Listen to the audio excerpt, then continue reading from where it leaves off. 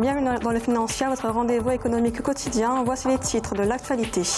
Ethiopian Airlines multiplie les partenariats. La compagnie aérienne devient le partenaire stratégique de la nouvelle compagnie aérienne ghanéenne. Des contrats qui participent au développement d'Ethiopian Airlines.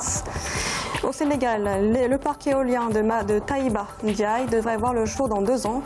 Les travaux ont démarré ce 6 décembre. Ce parc éolien situé à Thiès est le premier projet d'énergie éolienne à échelle industrielle en Afrique de l'Ouest. Et puis nous ferons un point en fin d'édition sur l'évolution des marchés boursiers africains.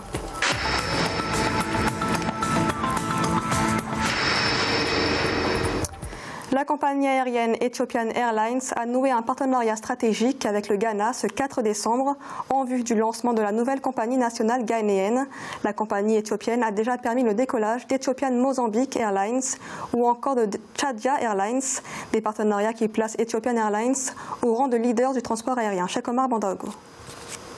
Le mémorandum d'entente signé le 4 décembre dernier à Addis Abeba par le ministre ghanéen de l'Aviation, Joseph Kofi Adda, et Tewolde Gebre Mariam, PDG du groupe Ethiopian Airlines, fera d'Ethiopian Airlines le partenaire stratégique de la nouvelle compagnie aérienne nationale ghanéenne. Ce qu'on peut appeler une offensive aéronautique de l'Éthiopie en Afrique peut se justifier même par les ambitions que ce pays se donne sur le continent africain. Selon donc certaines informations, Ethiopian Airlines serait la première compagnie grâce à laquelle on a accès au continent africain. Avant le Ghana, la nouvelle compagnie du Mozambique a effectué son premier vol le 1er décembre dernier à travers Ethiopian Mozambique Airlines. En octobre 2018, c'est la compagnie Tchadia Airlines du Tchad qui prenait son envol grâce à un partenariat avec Ethiopian Airlines. Le capital de cette nouvelle compagnie est détenu à hauteur de 49% par la compagnie éthiopienne. Elle détenait déjà 40% du capital de la compagnie Askai, 49% de Malawian Airlines et 45% de Zambian Airlines. Si ces compagnies pensent en octroyant jusqu'à 49% de leurs actions éthiopiennes, ces compagnies peuvent gagner. Et je pense que tant mieux. Vous savez que dans le domaine de l'aviation, ce n'est pas seulement le côté gain qu'il faut voir, il y a aussi le côté prestige. La première compagnie aérienne africaine est aussi en négociation très avancée avec la Gambie, la Guinée équatoriale, la République démocratique du Congo, le Mozambique, la Guinée et le Nigeria pour le lancement de nouvelles compagnies. 22 milliards de dollars, c'est la somme accordée au Bénin par le FMI, une somme qui vise à soutenir le programme de réforme économique et financière du gouvernement, un programme dont l'objectif est de préserver la stabilité macroéconomique et améliorer le niveau de vie des populations. Notons que ce décaissement s'inscrit dans le cadre d'une facilité élargie de crédit de 154,2 millions de dollars accordée en 2017. Au Sénégal, le premier projet d'énergie éolienne à échelle industrielle sera actif dans 2 ans. Les travaux de construction ont démarré ce 6 décembre. Ce parc éolien installé dans la région de Thiès devrait fournir plus de 450 000 mégawatts d'énergie par an. Massa Sabin Maroun. Au Sénégal, les travaux de construction du parc éolien de Taïba Ndiaye, situé dans la région de Thiès, ont démarré depuis le 6 décembre 2018. D'après les responsables de l'Ekela, partenaire financier du projet, ce parc, qui constitue le premier projet d'énergie éolienne à échelle industrielle en Afrique de l'Ouest, devrait être opérationnel en 2020.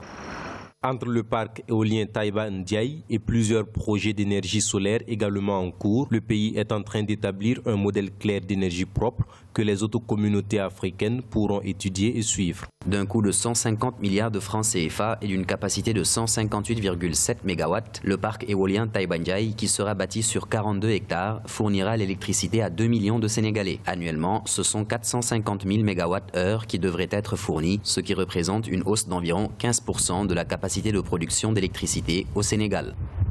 L'approvisionnement en énergie fiable a toujours été vital pour la croissance économique d'un pays.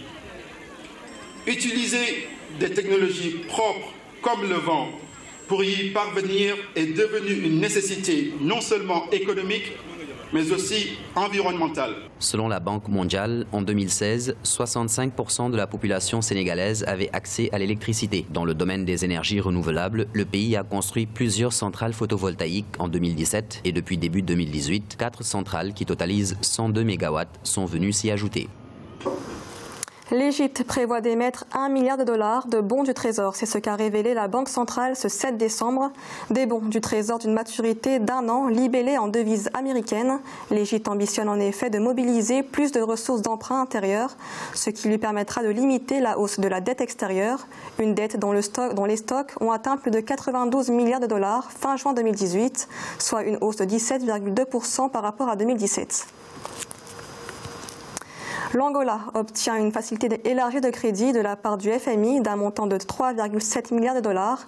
Elle permettra au gouvernement de diversifier son économie avec une croissance essentiellement tirée par les investissements du secteur privé, un nouveau programme de financement dont l'objectif est de réduire le niveau de la dette publique et de l'inflation ou encore renforcer le système bancaire. On écoute le directeur général adjoint du FMI, Tao Zhang. Les réformes structurelles prévues par le programme viseront à diversifier l'économie afin de réduire les risques budgétaires et de favoriser le développement du secteur privé. Il s'agira notamment de restructurer les entreprises publiques et d'améliorer le climat des affaires, de renforcer la gouvernance économique et de continuer à lutter contre la corruption. Nous allons à présent faire le point sur l'évolution des marchés boursiers africains.